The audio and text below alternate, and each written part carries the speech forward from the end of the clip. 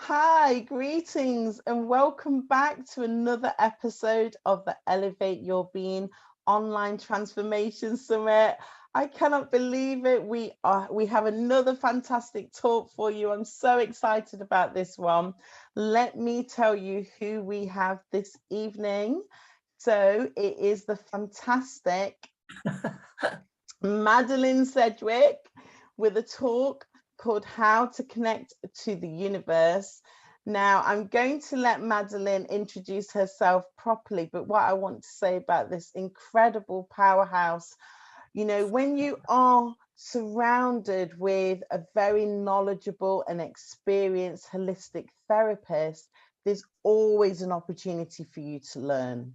So what I'd love for you to do, as with the other talks that we've already shared, get your pen, get your paper, get ready to take some fantastic notes. As you know, you have access to this information, lifetime access. So I'm sure you're going to want to come back and listen to Madeleine's talk. So Madeleine, welcome. Would you like to introduce yourself to the group, please? Thank you so much. It's brilliant to be back with you again. And it's so exciting, this Transformation Being Summit. It's brilliant. So thank you for inviting me. Thank you. Not a problem. Just to briefly introduce myself. Hello, Madeleine Sedgwick, as Vanessa kindly said. I'm a half of a company called Gentle Harmonies. My daughter Victoria Sedgwick, who I believe is also part of the summit. Brilliant. Has already been on. We come as a pair. So we work a lot with energies, with what she does, and I've always worked with energies. I've never known anything else. I'm a Reiki master, teacher. I'm equestrian and other animal Reiki master. I'm a meditation teacher, spiritual instructor, spiritual healer, blah, blah, blah, blah. Wow. We're talking about 40 years. Well, you've had, it's over 40 years, isn't it? But as I said, I must mention my crystals as well. Well, crystals, you don't look a day over 56. And the thing is, Madeleine, I know that you've been so open to taking on different modalities, keeping learning, keep studying, but also passing that information on. So it's just so incredible. We're so blessed to have. Yeah, I love to teach it. And I've had some beautiful people who've come through my classes, and I'm starting to put together now to do them online. Fantastic. Which I think COVID sort of changed, hasn't it? How we look at things, how we do things. And we thought, let's do this. So it just takes time. From coming out from the classroom to doing it online is a totally different thing, isn't it? So so we're getting that in motion. We've got loads of that to do. So we're always busy. Which is good. Well, I'm so glad that you found the time to come back. Obviously, you were with me. It was the March edition of the Health and Wellbeing Cafe, which would have been my birthday edition. You did a fantastic talk. Would you just like to give us a quick reminder of what you shared? Yeah, last time I was with you, I spoke about our chakras, our own energy bodies. What they are, where are they, what we do with them, and so forth. So when you invited me along, I'm thinking, right, what can I talk about today? And I thought, well, I'll take it one step further, and I'll take an umbrella look at energies. What are energies? So I thought, right. I started thinking, I've just picked the biggest subject you could ever think about to discuss. Boom. So I thought, back to the drawing board, I'll think again. So I thought, right, well, hang on, talked last time about our chakras. And it made me think about, as you know, I think Vic's mentioned that we do a chakra quiz, where people will answer a quiz and we can tell them which of their chakras is the most blocked, if you will, the most out of balance. And the answers we've had sort of overall, because we've had so many of them, I can't tell you how many. Vic will know the numbers exactly. And we're quite surprised. Have a guess which chakra is the most out of balance with people. I'm wanting to say the root chakra. but I've got a feeling it might be the heart chakra. Yeah, you, Vanessa. Spot on. Well done. It is the root. It's the base chakra. We thought it would be the heart as well. So you're in tune there with us. Yeah. So I thought, well, what we always say, one of the easiest ways to ground your root chakra is to actually go barefoot on the soil, on the grass. I've been doing that a lot more, Madeleine. Oh, it really works, doesn't it? Yeah. It's really energizing. So I thought, well, hello, how easy is that then? I'm just going to talk about the Earth's own chakras, the Earth's energy levels. How does that happen when we stand on the ground and we walk on the grass? Why would that give us energy? So that's what I want to talk to you about today. It's energies, big umbrella, but specifically the Earth's own chakras. Okay, well, before you do that, Madeleine, I mean, I'm fascinated already. I've got a pen. I'm going to make sure my notepad's ready. Could you just talk to us about the transformation process? Because obviously this is an online transformation summit. When your clients come to you, and I do appreciate, because I've already heard from Victoria, that you're going to be working with clients that have got all different types of reasons why they want to connect with you. But what type of breakthroughs are you finding most common then? If you know, with your years of experience, what are the breakthroughs, please? I can think of a recent client that we had actually. She'd always been scared of being on her own in her house. She loved it, loved where it was, a beautiful place in Italy. Sorry. But she was always scared of being on her own there. And her husband was away a lot on business and so forth.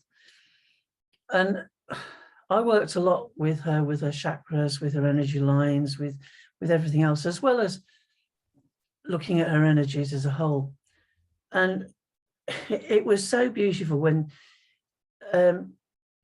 she texted me, or emailed, one or two, I can't remember. She contacted me to say, I can't believe it. My husband had to go away on business for a week and I was dreading it. And I've had a beautiful week. I've been able to relax. I feel really comfortable at home. And we just tweaking energies, once you sort of get to work with them. So that really pleased me. That was that sort of recent one. It was beautiful. I've worked on horses. Oh, wow. A friend of mine has dressage yards, and they're athletes, they work hard and they can get anxious. And I've worked on them, and animals don't know what you're doing. They can't pretend, oh yes, it's working for me, or no, it's not. They don't have that mindset. It just is.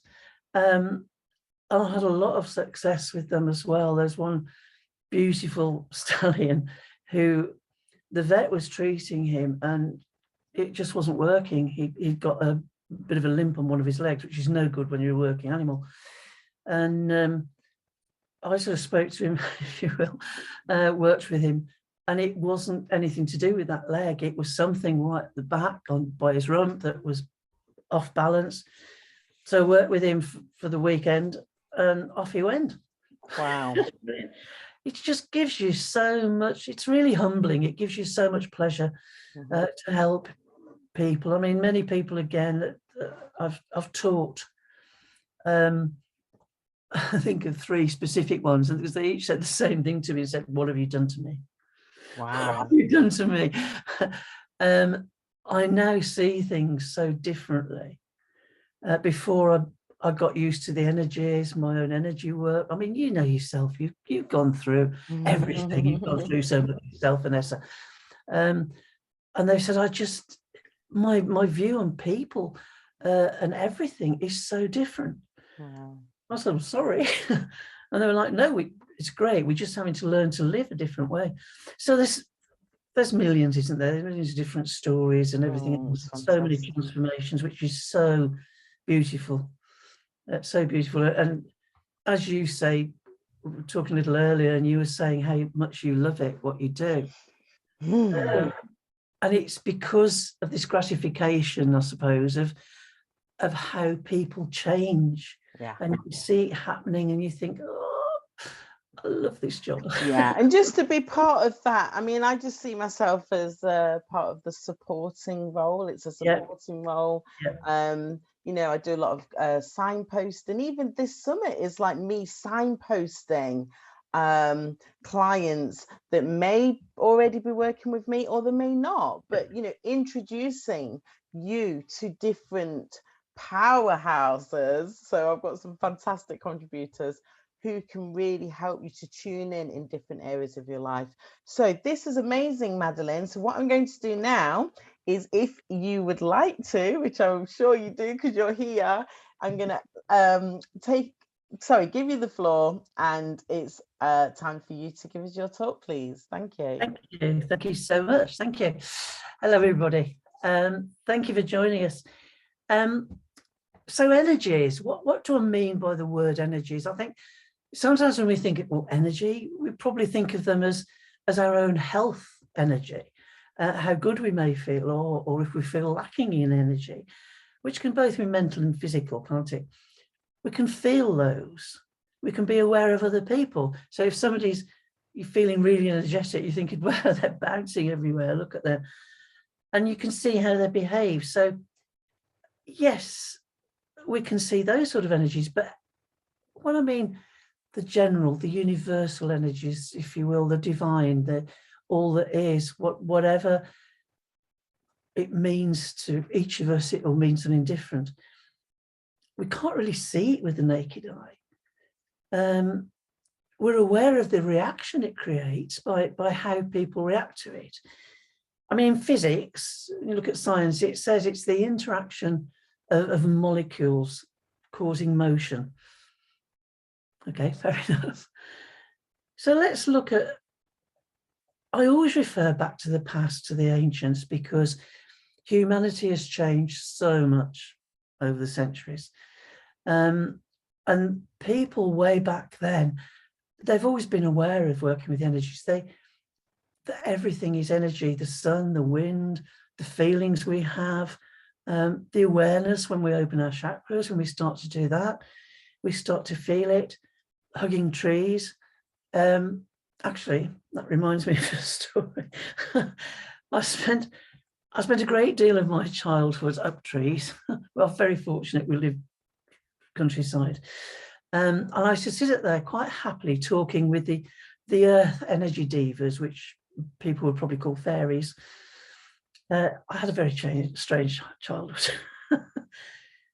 But in fact, I've always personally loved the trees, if you will. I've got sort of feel like I've got a bond with them.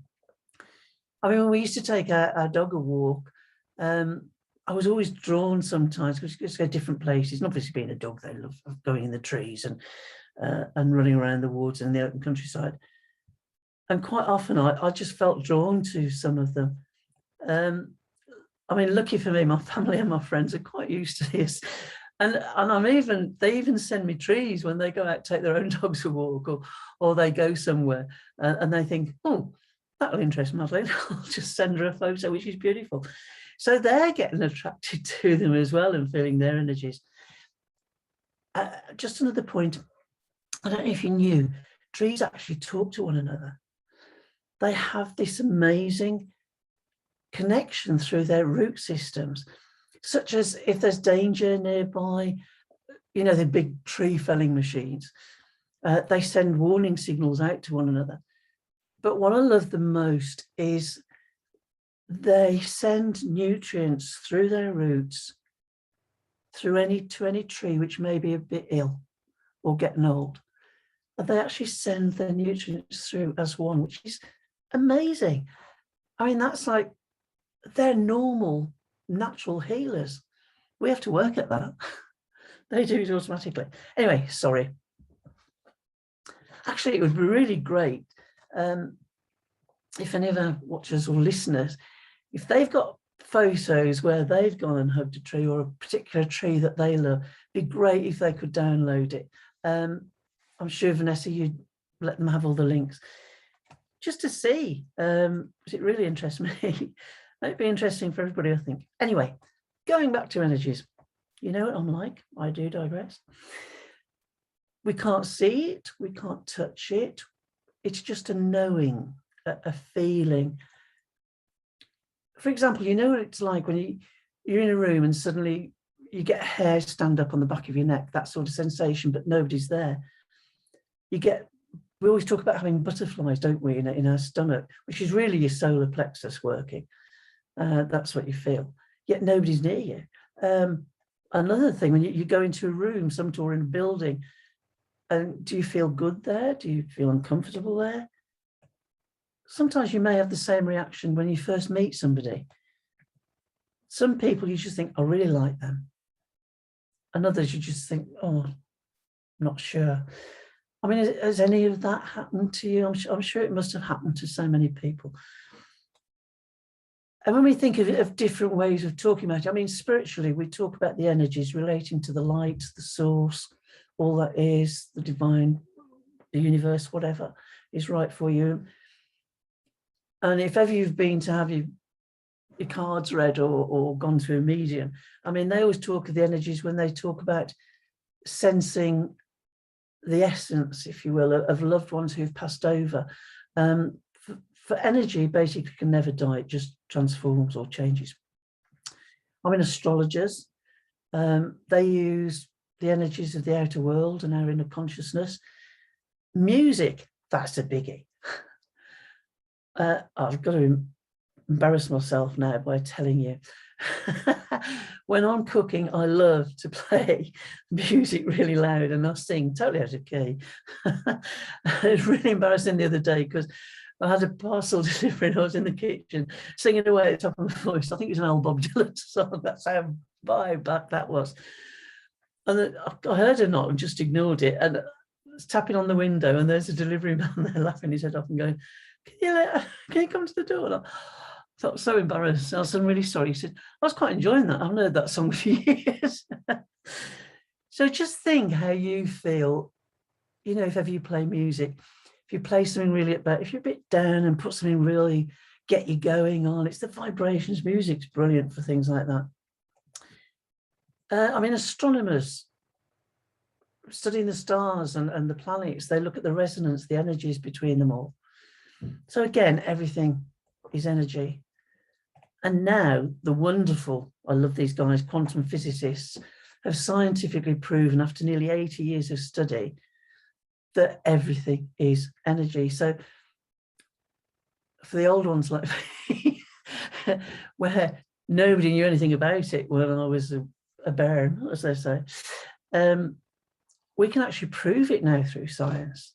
Yes, there is energy. The whole universe, the space is energy. So it's great now that we can look at it, we can talk about it openly.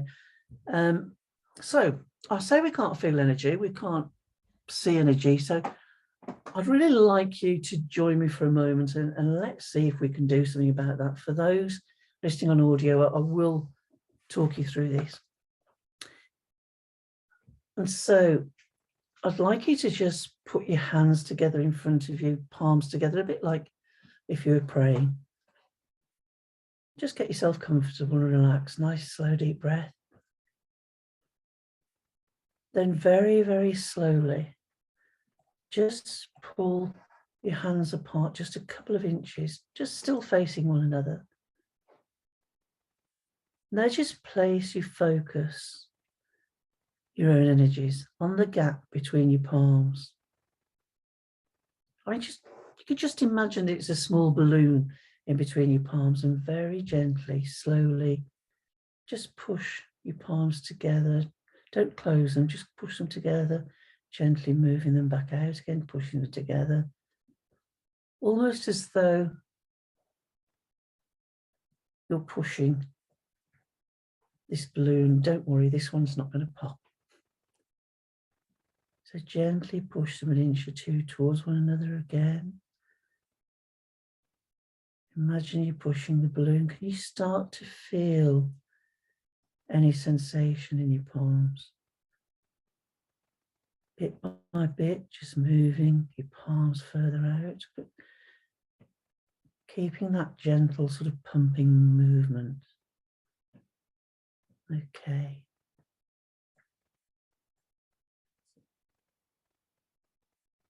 Now try and imagine or visualize a golden light between your palms. Maybe that balloon is golden. As you gently push and relax your palms. Are you feeling it? If you are, that is energy. And if you can, in your mind, sense that golden light, you may wish now to send that light as a healing light to someone or something that you love. And just imagine as though you were throwing that balloon in the air. Just imagine it going through the ether to where you want to send it.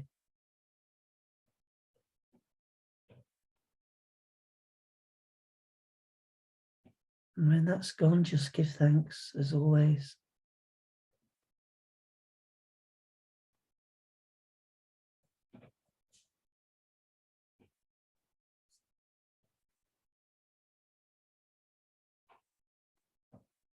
Okay.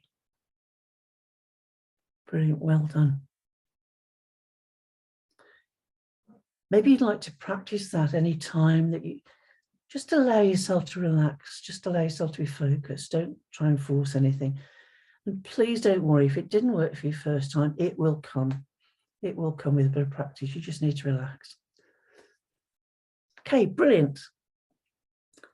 So let us now briefly think again of our own energy bodies, commonly known as chakras, your auric field, your personal energies, which, as we said, I spoke with you about last time. Now, as I mentioned earlier, I'd like to take that a step further, introducing you to the Earth's energies. And want to talk about today's ley lines, that's spelled L-E-Y lines, which in Anglo-Saxon terms meant a clearing. And lines, because they're actually formed in straight lines. So that's quite easy. So what are they? What are ley lines?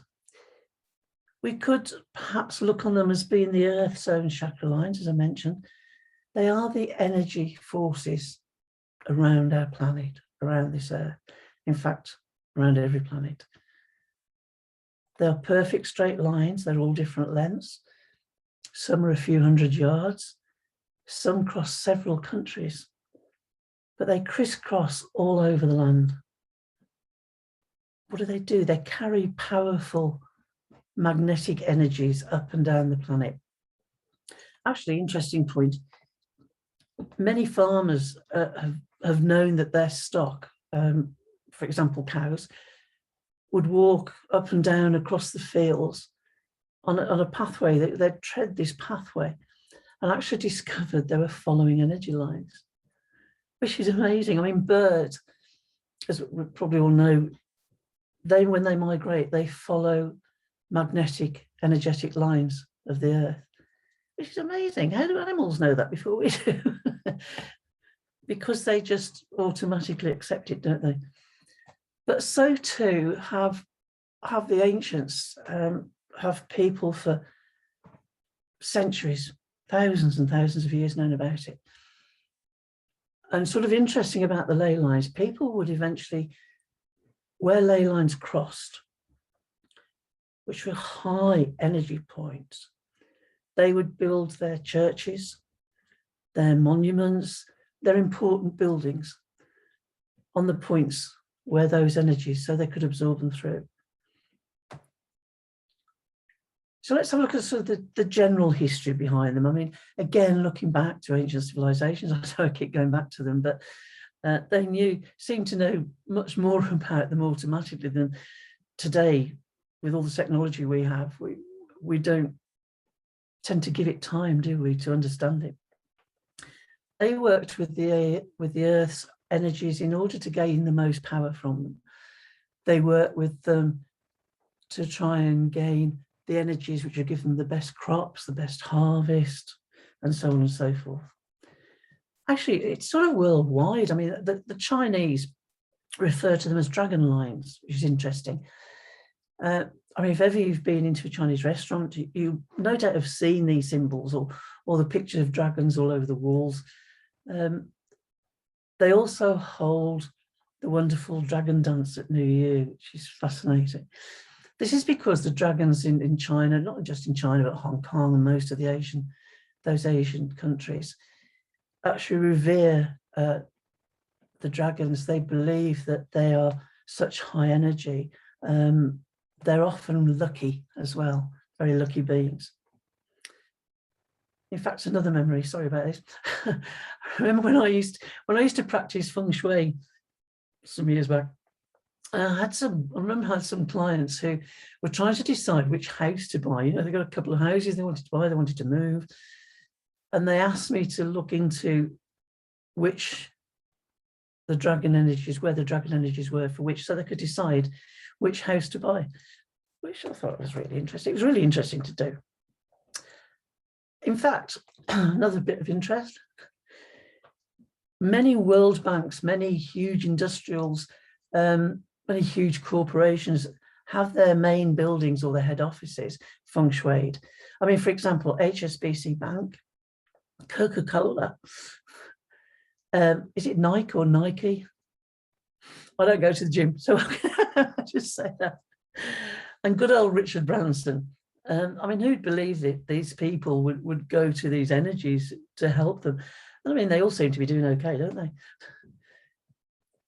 Looking again at Indigenous people, the Aborigines, wonderful, wonderful people of Australia, the original people of Australia, talk of the dream time when the gods would cross the earth with their energy lines to help fertilize and to heal the earth. And they call them dream lines. The Incas, people probably know the famous sun temples of the Incas in South America. They use the lines to actually build their famous temples on. The pyramids were built on ley lines. And probably coming back home again, Stonehenge, which is quite a famous ancient site in the UK down south, which we know of. But people still don't even know how old it is. They don't understand it. They don't know why it was built. They don't know how on earth those, if ever you've been there, massive, massive stones, where they were moved to Salisbury, South England, from Wales, which is where that stone originated.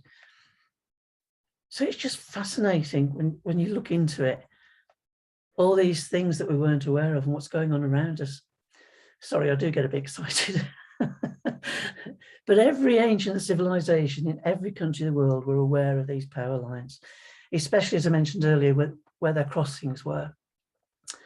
However, even now, all over the UK, there are hundreds of carved stones in our really old churchyards.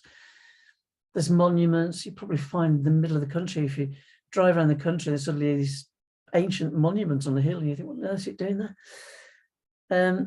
There's other stone circles, there's wood circles, so forth, whose origins we don't even know how old they are. Excuse me. Actually, that leads me to another personal experience. It was summer solstice last year when a friend of mine who has a healing centre, which is actually on a ley line. It's summer solstice, and my daughter Victoria and her partner and my friend and I, we spent a couple of hours in meditation in this ancient churchyard on a very ancient site. In fact, the church had been rebuilt hundreds of years ago on the site of the original one. But in the churchyard, there are a couple of, they must have been 8 foot easy, 8-9 foot high, beautiful stones, exquisitely carved, deeply carved, which nobody, I mean, the vicar told my friend that they'd had geologists and all sorts of different experts coming to view them, and nobody knows how old they are. Which is brilliant, isn't it? Actually, it was quite funny because we knew we were going to be there a couple of hours, and we had to make sure we were actually on the ley line. So we had to hide among some bushes and trees in the graveyard to make sure that nobody could see us and we were actually on the line. In fact, after the couple of hours, what was really interesting, again, there were similar powers, similar visions from the meditations that we all felt. When we talked about it later, things we saw, things we heard, it really was an amazing experience. So anyway, getting back to point, what can they do for you? What about these ley lines? What can they do for you? As I've mentioned, these leys, they're called leys for short, are lines of powerful magnetic energies. They have brilliant healing powers, especially where they cross. You can actually just visit them and just sit in meditation or just invite the energies to help you through thought. Just experience the energies for yourself. As I mentioned earlier, standing barefoot on the grass or ground of these lines, especially where they cross, will rebalance and energize your chakras. I'm sure you must have all heard about dowsers, people who used to use willow, for example, to find underground water.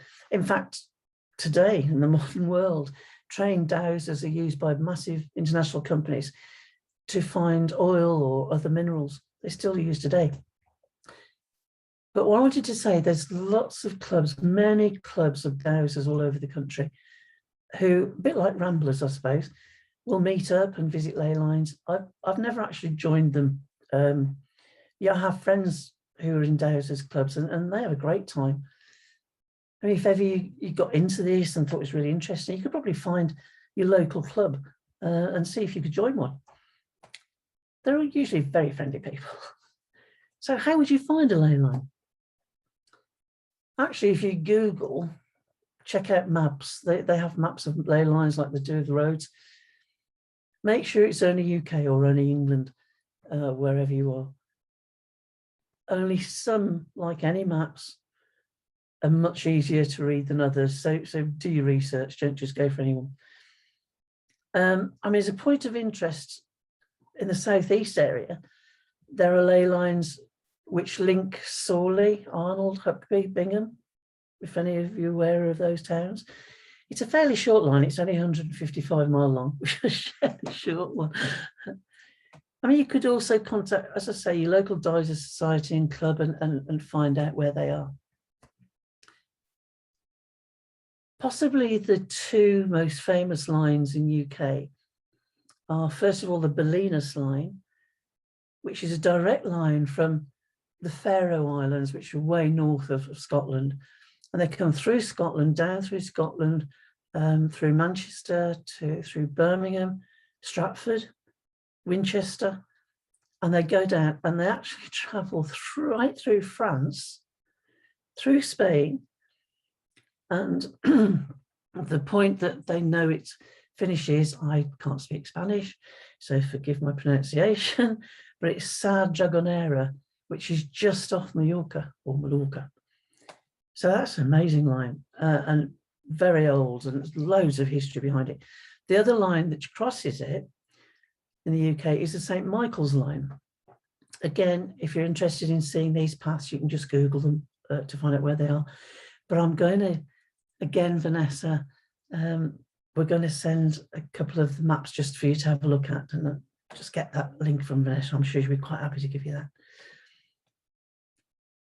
So where that goes is from Land's End, which is the furthest point west, as we know, and it travels right across the sort of south of the country, if you will, at a slight angle, to Hopton-on-Sea on the Norfolk coast, which I've never been to.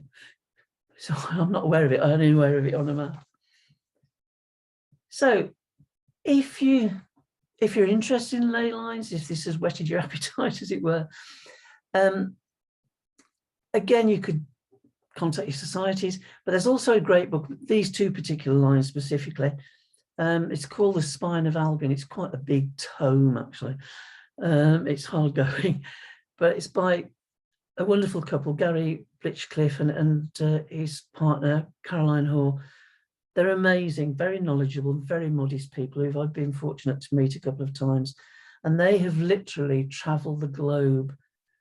It's like a life's work, studying ancient sites, studying ley lines, following them.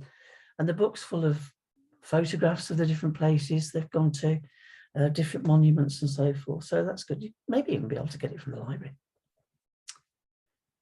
And so, quick recap. So we looked not only at our own energy fields, at our chakras, we also now know the Earth, the planet's energy lines. We know, I say we, generally, scientists, everybody, we know that the whole universe is pure energy. It's linked to many other universes. I think when I was in the infant school, as it was then, we were told there's only one universe and we're on it. And then I think when I was a few years later, we suddenly found Andromeda, I think, was the next universe. And now we've got hundreds of them. But their energies are all linked. And again, going back to science, that proves it.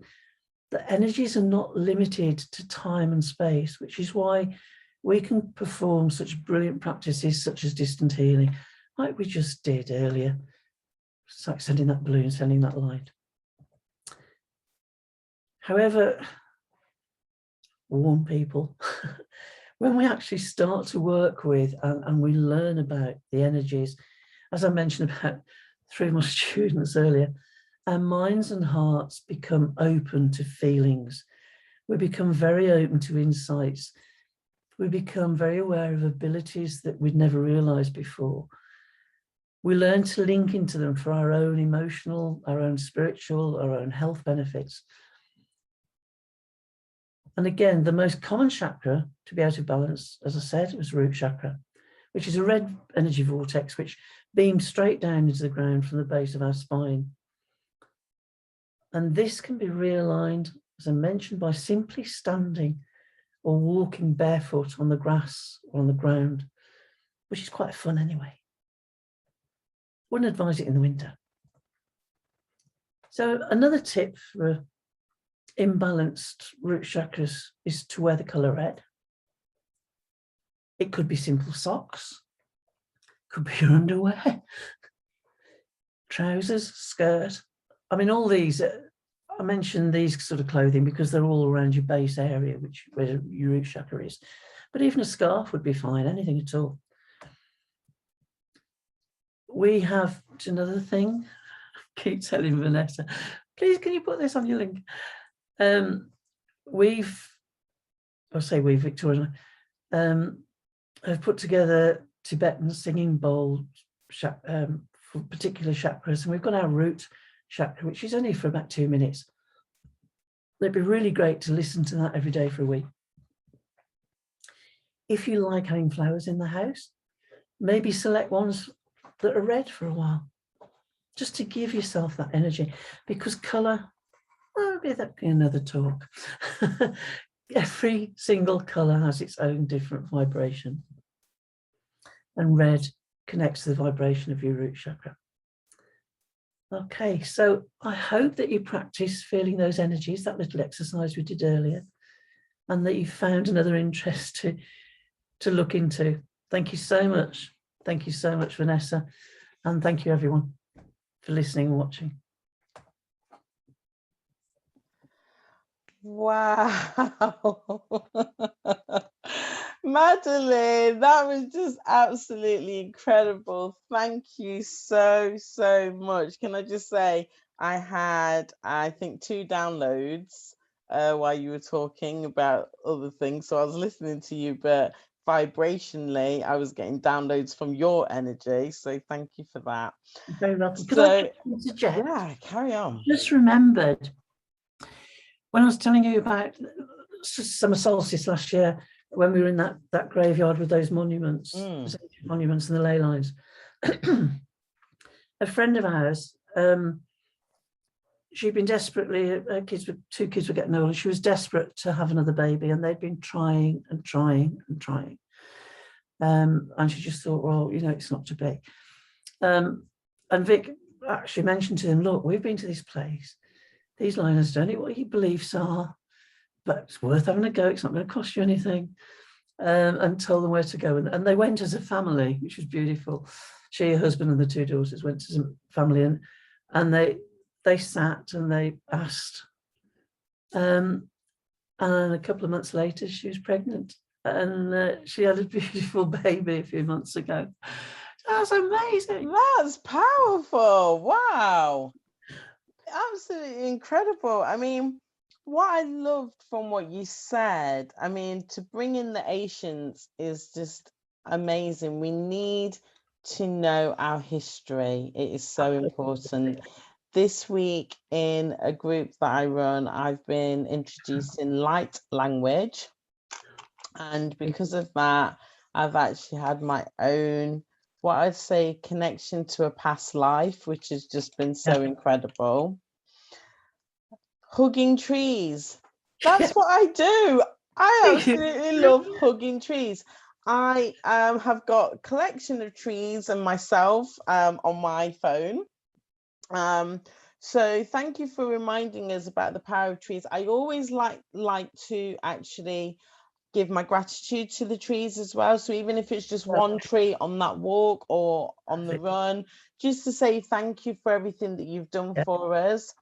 So they're the lungs of the earth. Lungs of the earth. And if you look at the shape of the branches, it's the same as our lungs as well. So there's always the geometry and the signs and the symbols all around us. So you've inspired me to actually incorporate a 7-day tree hugging challenge as part of this summit. So we'll get that going once everything's out. Love it. I wanted to ask you about the solar plexus, actually, Madeleine, because you said about the butterflies. So what happens when you meet somebody, because you said meet somebody for the first time, but you were saying it quite generically. What happens when you like have that love feeling for the first time for someone you're attracted to on an intimate level? How does that fit in with the solar plexus, please? That's interesting. Thank you for asking that. The solar plexus is your strength, your confidence, your inner self, if you will. Linked very closely with, just above it is your heart, which is the center which connects your lower and your higher energy levels. Excuse me. Frog in my throat. Your solar plexus, your confidence. If you're a bit low in confidence, if you're unsure about things, it's like your little warning center, which is why, as I say, quite often people say, I've got butterflies, I'm nervous about going to something. Oh, I've just seen somebody who's given me butterflies. So it can be drawn, especially if you feel a warmth just above it in your heart center. Oh, that's the one for you. Oh, okay. And you can meet people who is a bond. If they're on your vibrational level, excuse me, sorry. If they're on your, because everybody's on a different vibrational level. If they're on your vibrational level and you get this feeling, these butterflies, where you think, wow, I connect with this person. I connect with it. It's your inner self, your energy body is recognizing, hello, friend, and sort of saying hello energetically, where you haven't probably even spoken to them yet, so you're not sure. So your early warning system, if you will. And again, you can feel if somebody's not right, you can suddenly feel a bit, oh, not sure about this. It wouldn't necessarily give you the same sort of butterflies. It's a different sensation. It's like a warning system then, of be careful.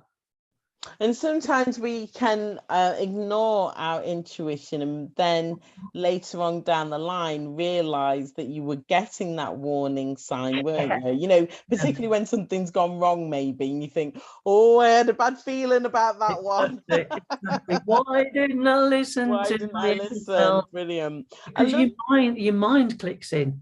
Because your subconscious, your energy field is your true knowledge, if you will, true intelligence. I mean, your subconscious remembers every single thing you've done since the moment you opened your eyes, if not before, whether it was from a book, whether it's television, whether it was real, whether it's imaginary. It remembers everything. It's unbelievable. But your mind is the logical bit. that's like, oh, don't listen to that. Listen to me. Let's do this. Let's do that. So you do get these feelings and sensations unless you learn to be in tune with them, to work with them. You misread them sometimes. And you think, oh, this is such a nice person. Look at them. They're smiling. They're being very friendly. They're being very helpful. And then a few months down the line, you realise that your bank balance has gone down. Oh dear. And you think, I knew it. Well, I love the fact that you spoke about music, because for me, music's so much of a big part of my life. I actually studied dance when I was younger. Oh, wow. And like even this evening when I was getting ready, I've got the salsa music on. I use music to kind of either bring my energy up or bring myself down. Sometimes during the day, when my mind is going too quickly and I have to focus, I'll put classical music on because I need to bring myself down. Or if I'm in the morning when I'm doing my journaling, I like to have it on a certain frequency, have the music on a certain frequency, just to help me to tune in a bit more. So I love that. Really love that. And then, sorry, Vanessa. Did you know years and years ago, down south at university down south, they'd heard of this? I mean, you probably know this because it was some time ago. They heard of this farmer who used to play classical music to his cows. And he said he did it because the yield and the quality of the milk was much better.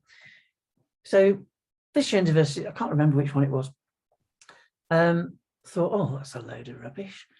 We're going to look into this and we're going to refute all this. And they couldn't. Yeah. They found out that classical music has its own pitch, its own vibration. Yeah. And they found actually it works. And I mean, now so many farmers play classical music to their cows, they play it to the hens that are running around and everything, which is amazing. Yeah, classical music has been a big part of my manifestation and transformation over my years. I mean, I won't go into the details now, but I know that of all of the music that I've ever played, I always go back to classical music, and I find I'm putting it on when I'm wanting to do, like I said, more like visualizing, or I'm focusing. So it's been really good for manifestation. And you can only see that once you then have a look back and really think about, what was I doing? What was I listening to? How was I feeling at that time? So little tip for you, for anyone who's in that manifestation, get the classical music on. So yeah, so you've spoken to us about the ley lines, really fascinated. I've heard about them, not in the depth that you've described this evening. So it's been so good to really kind of think about it in a different way. And also talking about how the ancient civilizations have always known the importance of the ley lines and the animals, which is incredible. And I love the fact that you said we can use them to step into our power.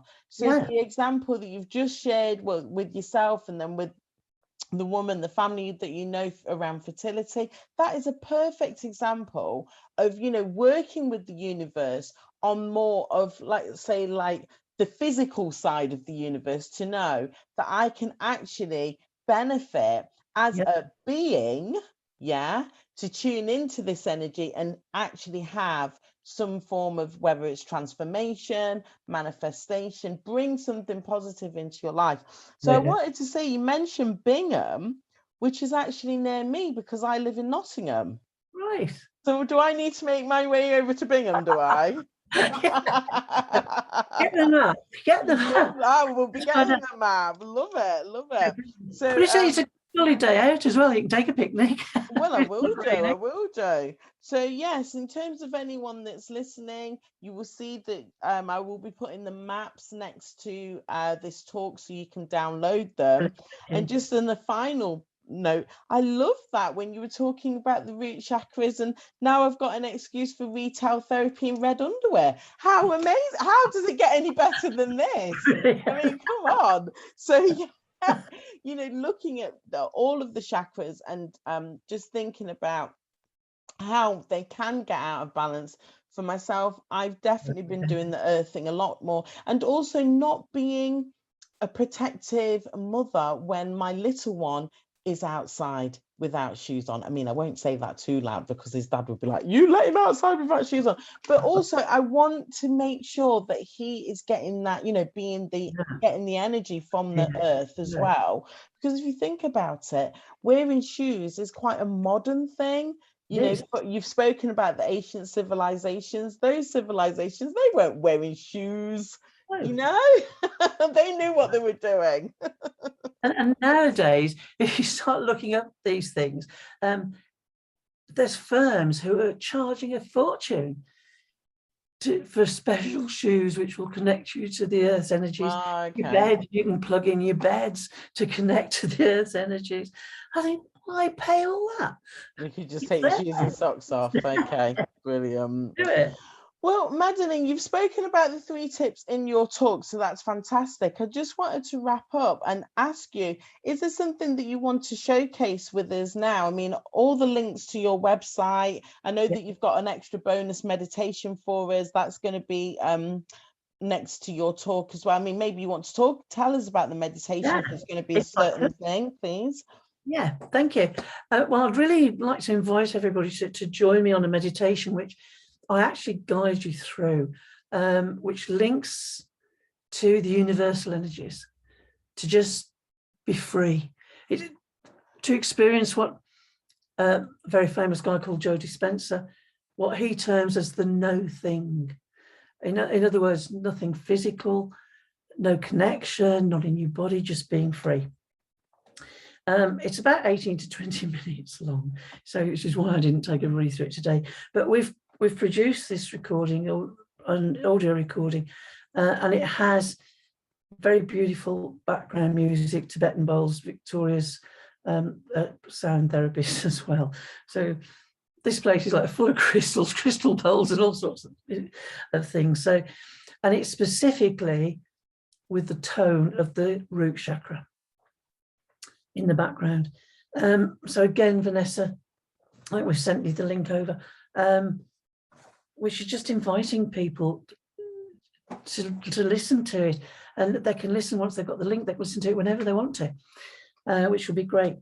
There's also another just a 2-minute sound healing audio. It's not a meditation, but you can listen to it while you're washing up. You can listen to it whenever you want to. I'll send you the link for that. And finally, we do on our website, we do what we call a discovery call. It's free, it's 15 minutes.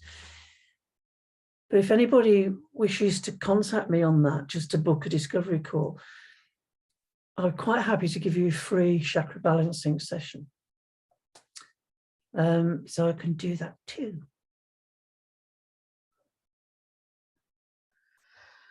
Oh, wow. You know, for those of you who are watching and listening to this, you know that you've made the right decision, because for such a small investment, the information, not only have you got from Madeleine tonight and all these wonderful bonuses, but all the other contributors on this summit, I am so excited for you, because I know that big things are coming your way in terms of the transformation and the breakthroughs that you will be having.